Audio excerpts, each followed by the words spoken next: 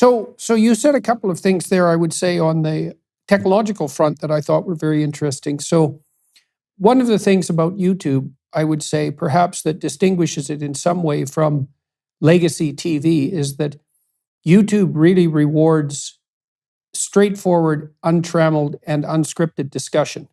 And it's really what people expect on the platform. And the fact that the discussions can go for a long while without any of the somewhat artificial constraints that are placed on the broadcast medium means that people can are more likely to reveal themselves in all their positive and negative aspects. And I think that's part of the reason that Rogan has become so popular, apart from the fact that Joe always asks questions that are actually questions, right? He's always, in some sense, honestly digging for information rather than trying to set someone up or play for a cheap laugh or a cheap takedown, which is something that's very characteristic of a certain type of journalist. And that doesn't play well at all on YouTube, interestingly enough.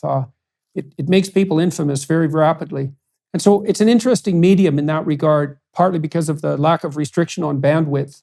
And then you also mentioned the clips issue. And one of the things that's quite remarkable about YouTube and makes talking there much different than publishing a book, let's say.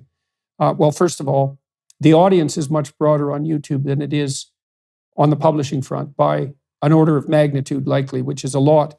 But also, you can't sell a book by the sentence or the paragraph.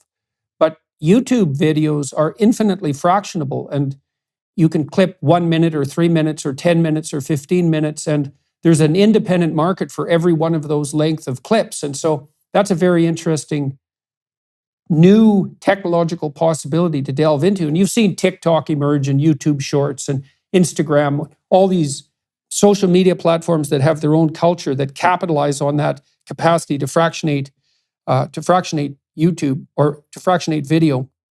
And so it's very interesting to try to contend with all that.